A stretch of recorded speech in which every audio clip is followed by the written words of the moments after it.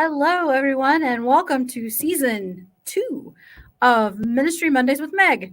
I'm Meg, still, but we welcome everyone. I'm Reverend Meg Biddle, and I currently serve as the National Coordinator for Ministry Life and the American Baptist Personnel Services at ABHMS, and I work in the home office in the LAM. That's located in King of Prussia, Pennsylvania. And that's my commercial. I am really excited about this season. We've got great guests coming up. And my first guest today, see, look, I'm out of habit. Look, I was supposed to show my name and all that stuff. My first guest this season is Reverend Dr. Seth David Clark, who's author of Church at the Wall. For all of you who are listening and not watching, Meg is holding up a book that you should buy. Yes, buy the book. Buy the book. You should buy it at JudsonPress.com. You can buy it at, can you buy it at your website, I'm sure? Yeah. Link to buy it? Yeah. Yeah, you can buy it at SethDavidClark.com. Yeah. And if if you're an e-reader type, I think it's on that bad site, Amazon. Right. Right. I'm sure it probably is. So Seth, thank you so much for being my first guest for season 2. I appreciate it. So for those who may not know you, I mean, I've been in American Baptist all my life, and I don't think we've ever actually paths have crossed. Yeah, that's maybe because I'm a latecomer to the ABC fam. Are you? Okay. I am. Maybe I can tell a little bit about my background. How's that sound? Yeah, go for it. Okay, so I grew up in a Christian tradition called the Plymouth Brethren movement. And for those of you who don't know what that is, but you know a little bit about American pop culture and how it relates to Christianity. You maybe remember those books and movies, Left Behind.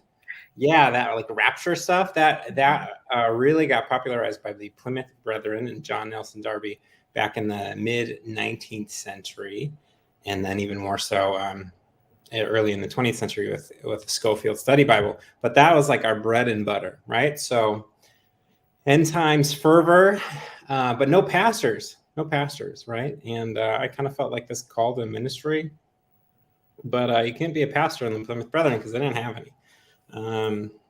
So that was a little weird. So I kind of traveled around denominationally for several years, and picked up some nice learnings along the way and figured out a little bit more who I was along the way. And I remember at one point, I was kind of praying, maybe complaining to God. I don't know. Those are one and the same sometimes. They are indeed. And I told God, I was like, you know what, God, I think I'm American Baptist, but I'm in Southern California. There are very few of the churches out here because a lot of them left about 15, 20 years ago to transformation ministries. But that's not for me. I think American Baptist, and then little by little, there was an open door at the church I'm at now, First Baptist Church of National City. And I had to push the crack open a little bit. The executive minister of ABCO Flash, our region, he said, I think it's okay for me. So he said, I saw your resume and I thought, he's not the right guy. And I don't think he watches, so I'm sure it's fine. Yeah, maybe he does. It's okay. Because what happened is he said that after he realized, oh, maybe I am the right guy. It took a little work on my part to show who I was and what I was all about. So I'm pretty excited that after all, I got in the door and I got into the American Baptist, and through being part of this local church, I got ordained. And so I've been around for a little bit over half a decade now, and having been around the block denominationally, I've seen the good and the bad, and a lot of different kinds of Protestant Christianity and Catholics too. I did some Catholic studies. at Boston College. But yeah, at the end of the day, the bigness, the broadness of the American Baptists, and the way that we as a communities of faith are really, really interested in allowing for local autonomy and expression, I think is just, that's where I'm at, right? Because I think people on the ground know more how things ought to go than people far, far away. So, I agree. That the whole autonomy thing is beautiful and lovely most of the time. Sometimes it would be nice if there were some things that were standard, but yeah, right. That's like the downside, right? Is yeah. We had some pretty big church conflict the year after I got to the church, like really big, like church split kind of stuff. And that same executive minister was really helpful, but at the end of the day, all he could do was sit there and say, right? There's no authority there, right? So that's there's the good and the bad, right?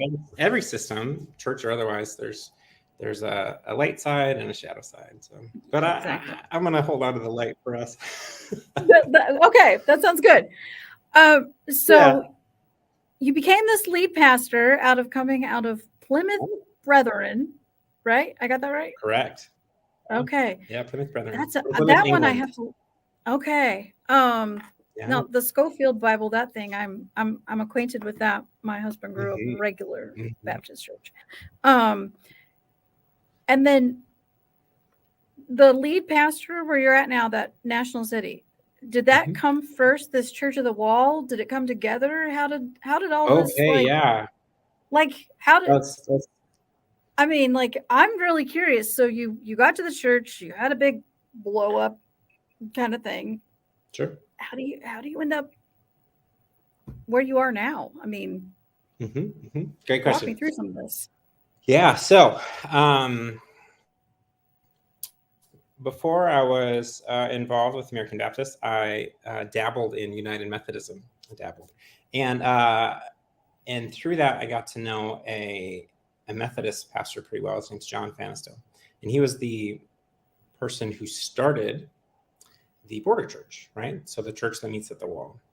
And he started it not as a church. It wasn't like a church plant. It was just an expression of community and communion, and honestly, a little bit of religious activism there at the wall. Saying there's a greater authority than the U.S. government. There, in that greater authority, God is more interested in community and communion than division and separation, which is what walls are doing. So in November 2011, he started a weekly practice of communion on both sides of the wall. And since I knew him, and I ended up in National City, which is in what's called South Bay, San Diego, so closer to the border. I thought, you know what, that might be a nice kind of ministry to the people around, because at that time, a lot of families, mostly of Mexican heritage, they would meet there on both sides of the fence. So a lot of people, they are very misinformed about border issues, migration issues, because it's a political football right now. But you can be in the U.S. perfectly legally, but not be able to leave because of whatever paperwork you have. Or you can, try to meet with family members, but they don't have what it takes even to get a day pass to come into the U.S., like a day visa. So this place, Friendship Park, where the Border Church meets, we've been meeting there, and folks have been kind of trying to keep that space open for a long time. It started in 1971 with Pat Nixon, Richard Nixon's wife, when he was the president. She came down and said, I hope that there won't be a fence too long here. Unfortunately, the fence only grew. But she wanted there to be an international friendship park, and they kind of inaugurated it, but there was no legislation behind it. So it was official, unofficial, this weird spot, and still in this weird spot. So flash forward, it became one of the only kind of semi-official or official meeting spots for separated families on the entire U.S.-Mexico border, which, if you know anything about it, is pretty long. And so people would come from all over the U.S., all over Mexico. We've had families from New Jersey, from the Mid-Atlantic, from Seattle, from the Southeast, and then in Mexico from locally in Tijuana all the way down to Puebla and Mexico City, all over, right? All over. And this was this place where people were able to meet. And part of what we were trying to do with the church down there is just be in solidarity with them, solidarity with these families. Because the Border Patrol sometimes, even though they committed to this space being open 10 to 2 on Saturdays and 10 to 2 on Sundays, they'd close up shop early. So our 1:30 half-hour binational bilingual communion service, in some ways, was meant to honor them and be kind of a wedge to hold that gate open for them, because if the park is being used every week, well, maybe they won't close down early. Well, that's a really nice idea, and it worked for a while. But before COVID, Border Patrol actually shut the gate on the U.S. side for Friendship Park, and they've not opened it since in any meaningful way.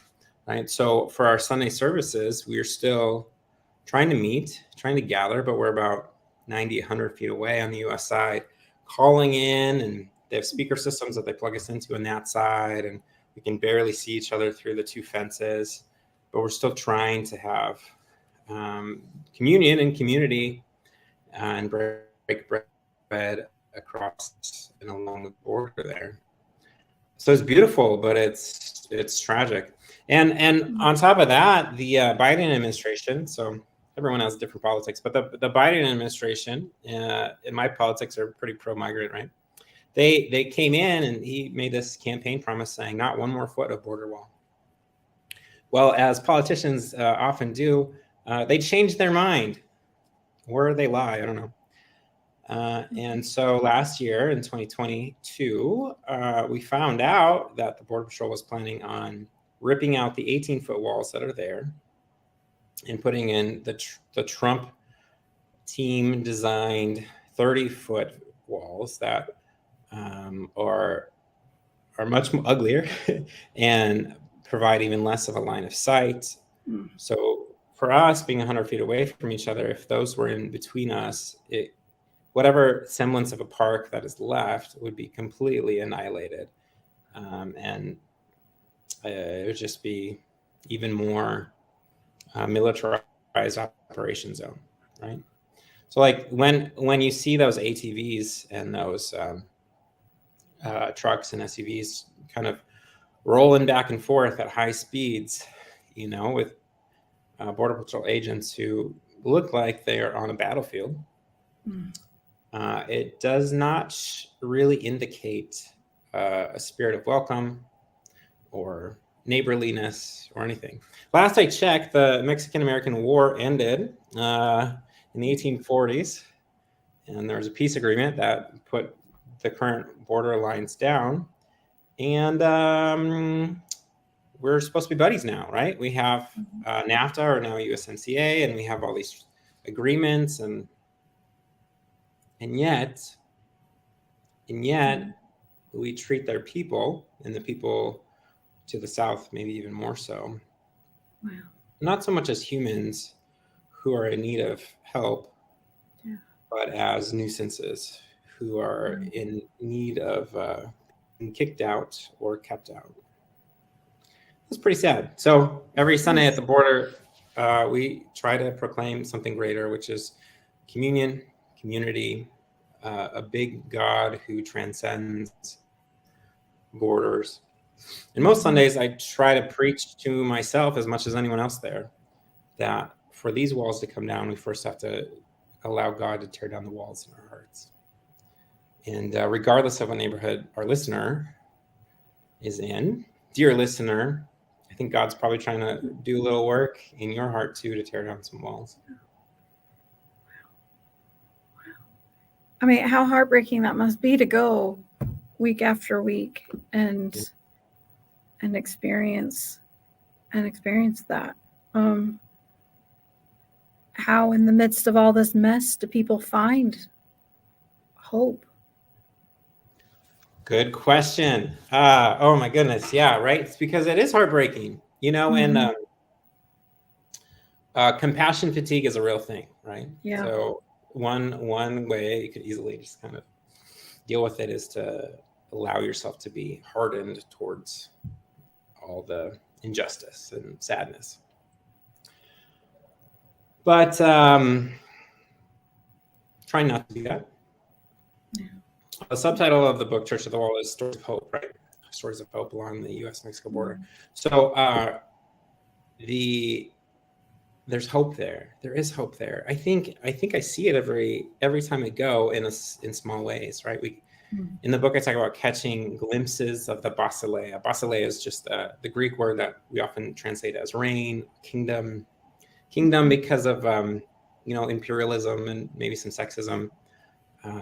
That language might be a little bit outdated, but this understanding of God's reign, God's presence, God's plan and power being in action, in effect, impacting the world, impacting the borderlands, impacting people at those fences, at those walls. I think I still see that. One thing that those of us of a certain kind of justice-oriented persuasion maybe do a little too often is we focus on the injustice in a way, not that focusing on that is wrong, right? Because justice in the world is important. Right. But we focus in on a way that it almost mows over the whole life existence of these people who are experiencing injustice, right?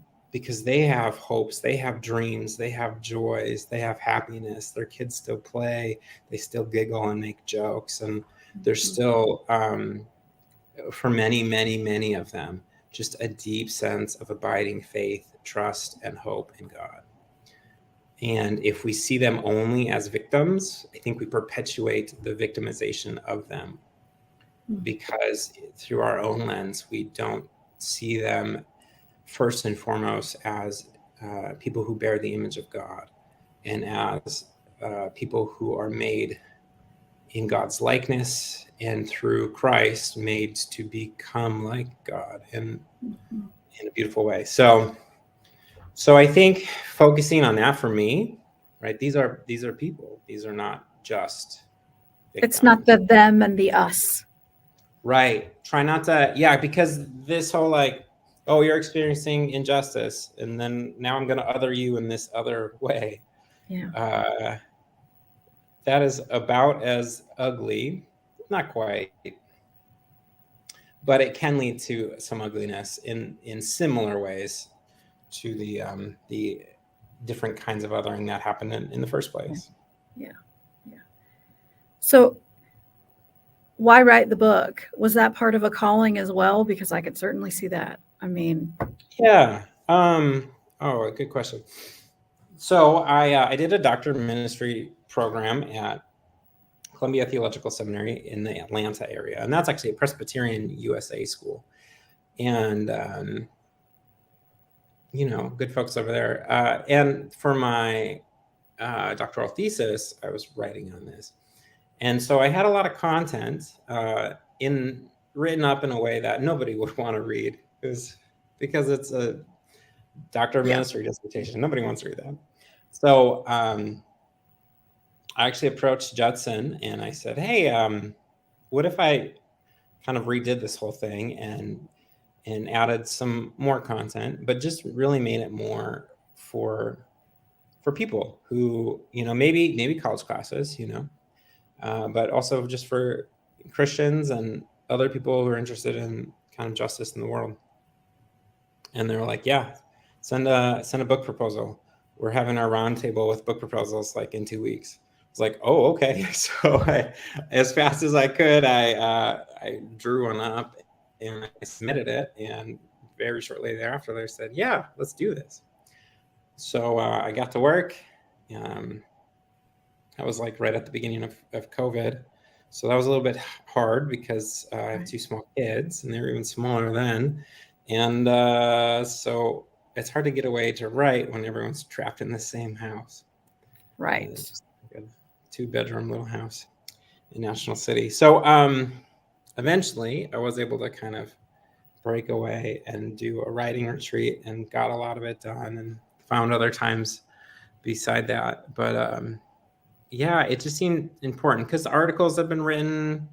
Yeah. You know, we have reporters somewhat frequently down there, especially if there's news about the border and things like that. But there was never a book, and especially not a book that's interested in the Christian practical theological lens of like, what is this all about? So yeah, so I kind of brought together different streams from my own life and allowed people to share their own stories along the way. So it's pretty great. The book itself, every chapter highlights a different individual who's part of or has been impacted by the Border Church, and I tie each of those stories to values and practices of the Border Church. So things like faith, hope, and love, of course, but accompaniment, which is a really strong value of ours and something you see a lot of along the borders, right?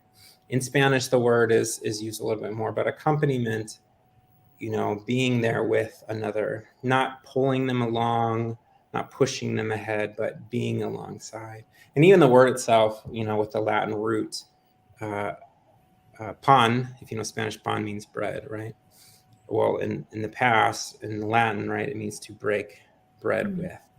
And so that's what we do every week. We break bread at the Lord's table. And then on the Mexico side, because over there it's a perpetual fiesta, on the US side it's militarized and you got to hike a whole bunch just to get out there through a bunch of pollution and stuff. But on the Mexico side, this perpetual fiesta, they have a meal every Sunday, and people who are part of the Border Churches, people who kind of are in the area, because it's all outside, right? They show up and we eat and fellowship together. So breaking bread, accompanying one another in this really, really beautiful way. In the book, I talk a little bit about turning the table of the Lord or the bread of the Lord to the table or the bread for the world. And I think the Border Church does that in a pretty exciting way. And I've seen a lot of what used to be called ethnic congregations doing something similar, right? Where food and fellowship are so important. Yeah. And I think that's good. I think food ministries too for local churches are important, but if there's a way that it's not just here, take this and go on your merry way, but here, come and receive together. We're in this together, right? Shoulder to shoulder, sitting across from each other, next to each other. There's something more beautiful about that than just fulfilling basic human needs, which is bottom line, something that needs to happen. But how much better if the needs are met, the physical needs alongside like those spiritual and emotional and relational needs and desires. Yeah, you're speaking my language now, because when I was serving when I was serving as pastor, food feels like it's something easy we can put together and feed large numbers of people, and you've got people who are gifted to do all of that, but it goes getting them to understand that it goes beyond just putting food on a plate. It is that relational, it's sitting with, it's being a part of their lives, it's leaning in, it's all of that that I very much I appreciate it, because right, everyone needs to eat, but they also need all those other things too, and sometimes just to know that somebody took 5 minutes to listen while they talked about their life, and yeah, you wouldn't have the solution necessarily, but you listened and they mattered. Means more than anything that you could pay for a meal. So I'm grateful for folks like you who keep showing up, who keep showing, despite how difficult it's gotten, that you show up anyway. One of those parts in the book that just like really tears your heart out is thinking about parents, grandparents. This is the only way they've ever met their grandchild. The family members is through that fence, and now that we know that there's even more of a fence, how much harder, because you have those pictures in there, of up to the wall, where you've got hands. Yeah. And you're just going, oh my gosh, the tears, the tears that must have been joy and sorrow, all at the same time. Yeah. So what is it that you hope people are going to take away from the book? Well, I think a few things. One is I would like folks to see the border and the borderlands with more humane eyes, not just sensationalism, right? Because whether it's kind of left-wing media, right-wing media, centrist media, whatever it is, the news is always covering what is a little bit more sensational. So what we pick up in from the press, from the media, is going to be more sensationalized, right? Because they're only covering things that are catching eyes. But what's happening at the border is much more subtle. Those things are happening too, but the human lives are so much more complex. Yeah, the human lives there are more complex. The folks doing whatever it is they're doing have a whole bunch of reasons why. And so just thinking more through that human lens. And then as Christians, right, thinking more through the God lens. Where's God showing up here? Is God showing up here, right? Is the borderlands, are they just wastelands? No, God's there. God's still doing things.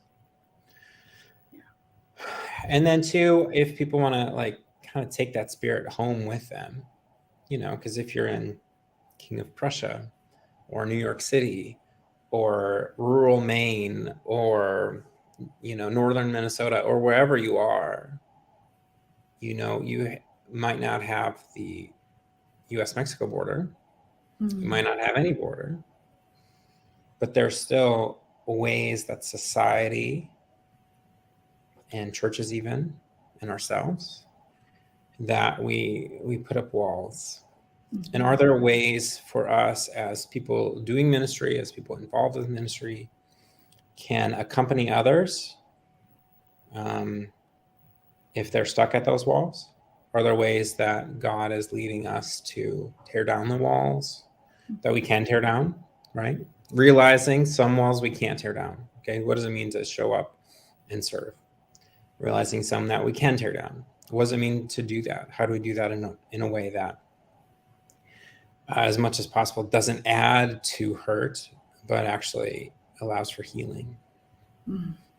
If people are starting to have those conversations in their communities, in their congregations, if people are starting to have those internal dialogues or those complaining prayers with God or prayers of hope and assent with God, great. I think those are all takeaways. And then two, I feel once a writer and a publisher put out a book, it's up to the world and the readers to figure out what they're going to do with it, right? So I have some hopes, but if folks have their own takeaways, I think as long as they're kind of in line with the love of God and God's justice, great, right? I no longer have command over the words, and I definitely have never had command over how those words are taken in. So whatever the kind of that the magic of a reader, the words on the page and the Spirit of God, whatever happens as a result of that, that's great. Well, it's a definitely, again, if you're listening, not watching, I am once again holding up the book. Beautiful book. I like that book. It is a lovely book, and it's one that I will definitely recommend. Definitely recommend that you pick it up. Again, you could do that at www.sethdavidclark.com, as well as judsonpress.com.org. And then there's that other site, Amazon, where we're sure it's also available. But we'd be happy to get it to you, share it with you. Yeah. Yeah. If someone is going to buy a physical copy, 100% go to the Judson Press site, or go to my site, because if you get it through Judson Press, you're helping ABHMS continue their ministry. If you go to my site, you purchase it through the Border Church itself, and you help us do our ministry. Oh, wonderful! So however you're doing it, try to go those routes so that you're helping the good work continue on. And if people want to support your ministry at the Border Church, can they do that financially? Yeah, I got a bunch of links in the at SethDavidClark.com. But yeah, it's if you go to borderchurch.org, or honestly, you can email me. I'll tell you my email right now, listeners, SethDavidClark@gmail.com. So it's real simple.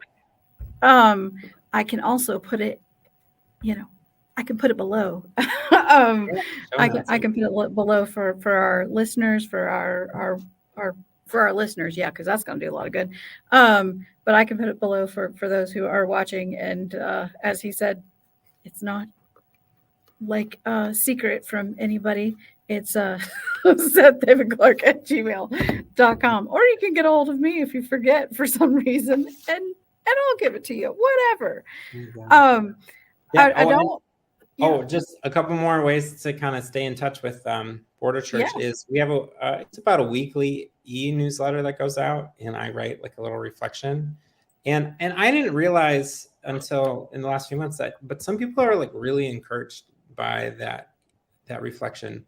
It has like this Borderlands perspective, and we're always trying to tie, at least as much as possible, tie what's happening at the Borderlands and at Border Church to the scripture for the week. And some people I think are really encouraged by it. So they can sign up for that at borderchurch.org or emailing me or whatever. And then too, we have a pretty active Facebook Live presence. So it's 4:30 Eastern, 1:30 Pacific. Every Sunday we go live at Facebook Live. Okay, so borderchurch.org, is that what we are? Yeah. Okay. I'll make sure we have that too. Here. Yeah. Show that. There it is, borderchurch.org. And so yes, please be a part of this ministry, prayerfully, financially, however you can. Absolutely. That's not my goal when I do these. My goal when I do these is just to give people a place to tell their stories, and talk about the great work that they're doing, because these are the stories that not everyone hears. And there are many stories, many that I think out of your ministry need to be told. I don't want to forget my joy question, because no, I just can't forget it, because what would I do? Episode 1 of season 2, I'd have to call you back and be like, wait, we've got to do an add-on. So the joy question goes, you're allowed to answer this however you want. Okay. In all that you do, pastor, writer, dad, all of that, what brings you joy? That's a good question.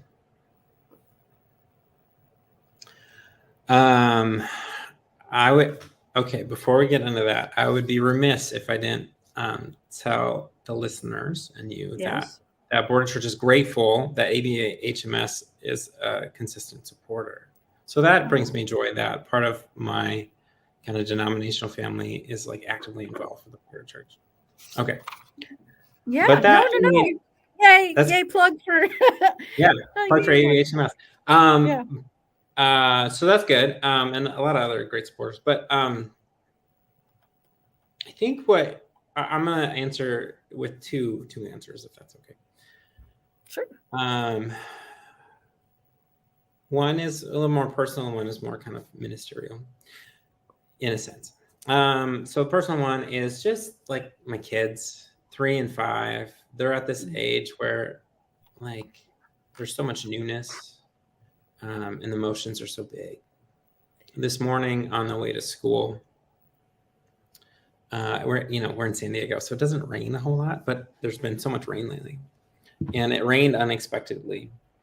And I was glad that we chose to drive. Normally we walk, but I was glad we chose to drive because it was raining. But as we were getting out of the car, the kids had their umbrellas and their cute little jackets on. There was this beautiful rainbow, just gorgeous. And my son Max, he said, "That's the first time I've ever seen a rainbow." And I felt just so honored. There's joy there and gratitude and a whole mix of emotions. But I was just so honored to be there experiencing that moment with him. And that beauty is so great. So just seeing through their eyes wonderful new things and experiencing life with them. And I try to be, I'm not always perfect at it, but I try to be someone who just makes sure to intentionally carve out time, right? With 2 different ministries, that can be hard, but carving out that time I think is so important. And for the listeners, nudge, not to moralize it, but like there's a lot of joy that can happen if you just take the time to be with your kids. And then the other thing is, one other thing I didn't talk about with the Plymouth Brethren is every week they celebrate the Lord's Supper, right? They don't call it communion usually, but Lord's Supper, breaking bread.